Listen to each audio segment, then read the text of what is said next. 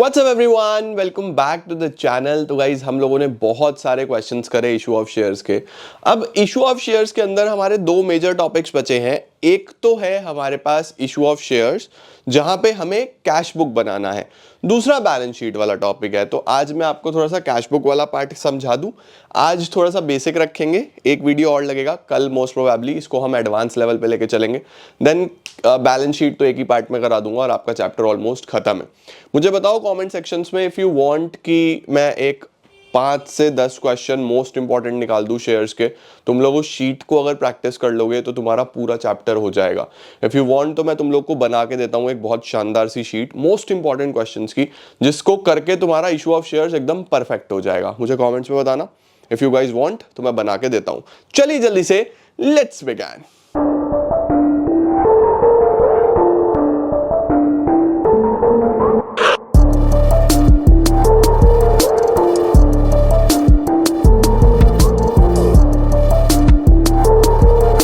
तो गाइस बहुत ही छोटा सा कॉन्सेप्ट है और मुश्किल से 8-10 मिनट में हम लोग इसको समझ लेंगे। देखो इशू ऑफ शेयर्स में दो प्रकार के सवाल आते हैं। एक आता है कि नॉर्मल इशू ऑफ शेयर्स की जर्नल एंट्रीज कर दो, एक आता है कि जर्नल एंट्री करो और नीचे लिखा होता है prepare a cash book as well. ठीक है, तो इस तरीके का जब क्वेश्चन आए कि हमें इशू ऑफ शेयर्स की एंट्रीज करनी है और कैश बुक भी करनी है, तो इसमें आपको समझना है कि शेयर्स वाले क्वेश्चन में दो प्रकार की एंट्रीज होती हैं। एक एंट्रीज होती है जिसके साथ बैंक इन्वॉल्व होता है, बैंक इन्वॉल्व, और एक एंट्री होती है जिसमें बैंक इन्वॉल्व नहीं होता, बैंक नॉट इन्वॉल्व्ड। तो आपको समझना है कि कैश बुक वाली क्वेश्चन में जब भी कैश बुक भी बनानी हो तो बैंक जिस एंट्रीज में इन्वॉल्व है ना, वो डायरेक्टली कैश बुक में जाएंगी, पोस्ट टू कैश बुक। उनकी जर्नल नहीं होगी, जर्नल नहीं होगी। जहां जहां पे भी बैंक वाली एंट्री है उनकी जर्नल नहीं होगी, वो सीधा कैश बुक में जाएगी। और जहां जहां पे बैंक नहीं है, जो बेसिक एंट्री है, उनकी सिर्फ और सिर्फ जर्नल होगी, इनकी सिर्फ और सिर्फ जर्नल पोस्टिंग होगी। यहां से लिख लो जर्नल एंट्रीज होंगी। तो आपको याद रखना है कि किसी भी क्वेश्चन में आपको ये देखना है, अगर कैश बुक बनाना है तो जो भी बैंक वाली एंट्रीज है उसकी जर्नल नहीं करनी, वो सीधा कैश बुक में जाएंगी। और जो नॉर्मल एंट्रीज है वो नॉर्मली हो जाएंगी। जैसे ये क्वेश्चन है, देखो, a company offered 10,000 shares of ₹10 each at a premium of ₹2। 10,000 shares हैं, 10 रुपए का एक है, 2 रुपए के प्रीमियम पे है। पेबल कैसे कैसे है, एप्लीकेशन पे 3, अलॉटमेंट पे 5 including premium, first and final call पे 4। सारे शेयर्स फुली सब्सक्राइब्ड हैं, कॉल्ड अप और पेड अप है। आपको कैश बुक के साथ साथ जर्नल एंट्रीज करनी है। तो देखो यार, इस तरीके का सवाल आए ना, तो एक तो कैश बुक बना लेते हैं।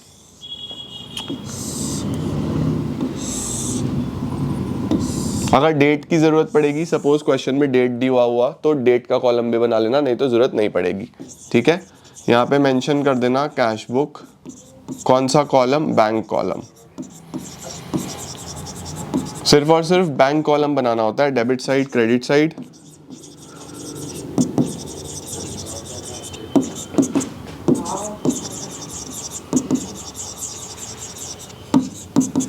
Particulars amount. ठीक है, अब देखो सबसे पहली एंट्री क्या होती है, सबसे पहली एंट्री होती है एप्लीकेशन मनी मिलने की entry, bank account debit to share application. देखो बैंक आ गया ना, वहां पे क्या एंट्री बनती है, bank debit to share application. 10,000 share है, 10,000 इंटू 3, 30,000 ये होनी थी। तो आपको ध्यान रखना है कि बैंक आ गया, इसकी आपको जर्नल नहीं करनी, ये जर्नल नहीं करनी है, सीधा यहाँ पे पास करोगे, सीधा सीधा यहाँ पे पोस्ट कर दो बैंक के डेबिट में। तो बैंक के डेबिट में लिख दूंगा 2। अगर इक्विटी शेयर्स हैं, मान रहा हूं मैं कि इक्विटी शेयर्स हैं, तो पूरा लिखता हूं 2 equity share application. Equity share application कितना, 30,000 रुपए। देखो यहाँ बैंक आ गया ना, तो बैंक वाली एंट्री नहीं करनी है आपको, सीधा इसमें पोस्ट करना है। दूसरी एंट्री क्या होती है, वो पूरी एंट्री करो, share application debit to share capital. देखो इसमें कहीं बैंक नहीं था, 10,000 पे 3, 30,000 30,000, तो आपने सीधा सीधा एंट्री कर दी। जहां जहां बैंक होगा वो आपको सीधा कैश बुक में पोस्ट करना है, उसकी जर्नल नहीं करनी। जहां बैंक नहीं है वो नॉर्मल एंट्री करो। ठीक है। उसके बाद अलॉटमेंट का पैसा मांगोगे, तो देखो अलॉटमेंट का पैसा मांगने में कोई भी बैंक नहीं होता। Share allotment debit to share capital to security premium. 10,000 पे 3, 10,000 पे 2, 10,000 पे 5। 10,000 पे 5 अगर कर दूंगा तो 50,000, 10,000 पे 3 30,000, 10,000 पे 2 20,000। ये आ गया। अब देखो अगली एंट्री क्या होती है, bank debit to share allotment. मैं यहां सिर्फ इसलिए लिख रहा हूं ताकि आपको समझ आ जाए। एग्जाम में भी अगर तुम चाहो तो रफ में ऐसा लिख सकते हो अपनी कॉपी के पीछे या कुछ, ताकि आपको पोस्ट करने में दिक्कत ना हो। Bank debit to share allotment कितना मिलेगा, 50,000 50,000। अब देखो आप क्या करोगे, बैंक के डेबिट में फिर से to equity share allotment. Equity share allotment ये हो गया 50,000। देखो bank account debit to equity share allotment 50,000 50,000। ठीक हो गया, सही हो गया। इसके बाद बच्चे आपको क्या करना है, फर्स्ट और फाइनल कॉल मांगना है। तो देखो जब आप फर्स्ट और फाइनल कॉल मांगोगे, फिर से बैंक का कोई काम नहीं है, तो क्या एंट्री बनेगी, share first and final call debit to share capital. 10,000 पे 4 4 रुपीज का है, 40,000 40,000। जब पैसा मिलता है तो क्या एंट्री होती है, bank debit to share first and final call. फिर बैंक में डेबिट हो जाएगा टू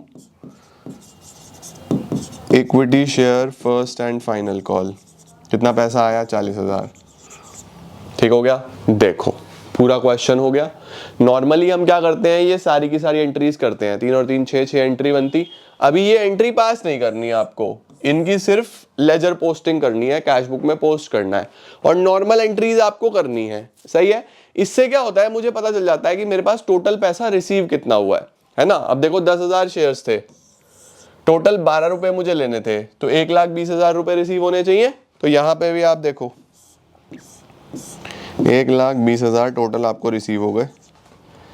इसका अब आप बैलेंस निकाल दोगे बाय बैलेंस कैरिड डाउन 1,20,000, और टोटल आ गया 1,20,000। ये मैंने बैलेंस निकाला है, ठीक है। ये मेरा बैलेंसिंग फिगर है, ये सब प्लस करके इधर कुछ नहीं था तो ये आ गया। तो इस तरीके से बच्चे बड़ा क्वेश्चन भी आ सकता है, एरियर वाला क्वेश्चन भी आ सकता है। आपको बस ये ध्यान रखना है कि जहां पे भी बैंक का नाम आया ना, वो आपको पोस्ट नहीं करना, वो आपको एंट्री नहीं करनी। बैंक का नाम आया तो वो एंट्री में नहीं आएगा। जो आपकी फेयर में एंट्रीज आएंगी वो सिर्फ नॉन बैंक वाली एंट्रीज आएंगी, इस चीज का ध्यान रखना, ठीक है। और बैंक वाली सारी की सारी आप डायरेक्टली कैश बुक में पोस्ट करके चलोगे। तो इस तरीके से बच्चों कैश बुक का क्वेश्चन होता है। मैंने आपको आज कॉन्सेप्ट समझाया, मैंने बोला ही था तुम्हें 8-10 मिनट में आसानी से आ जाएगा। आज आपने कॉन्सेप्ट सीख लिया, एक अच्छा आसान सा मैंने सवाल करा दिया ताकि आपको कोई प्रॉब्लम ना आए। कल मैं एकदम लेवल अप कर दूंगा और एक हाई लेवल का एक्सीलेंट क्वेश्चन कराऊंगा जिसमें कैश बुक बननी होगी, जो कि बहुत इंटरेस्टिंग होगा और आप लोगों को करने में भी मजा आ जाएगा। तो वो करेंगे और चैप्टर हमारा ऑलमोस्ट खत्म है, बैलेंस शीट बचा है। मुझे बताना जरूर कमेंट सेक्शन में कि कैसा लगा चैप्टर, समझ में आया। इशू ऑफ शेयर्स का बहुत खौफ होता है, बट मैंने पूरी कोशिश करी है कि आपके लिए मैं चीज़ें आसान बना सकूं, और मैंने हर तरीके का क्वेश्चन आपको कराया है, छोटे से लेके बड़े कॉन्सेप्ट तक लेके गया हूं, एक एक चीज़ सिखाई है। मुझे पूरी उम्मीद है कि आपको समझ आया होगा और आप एग्जाम्स में फोड़ दोगे। और अभी this is just a beginning, घबराना मत, रिविजन भी करेंगे हम, सैम्पल पेपर्स भी करेंगे, काफी कुछ करेंगे, तो आपको दिक्कत नहीं आने दूंगा, right. Thank you so much guys for joining in. I am gonna see you all super soon. Till then see ya, take care, bye bye.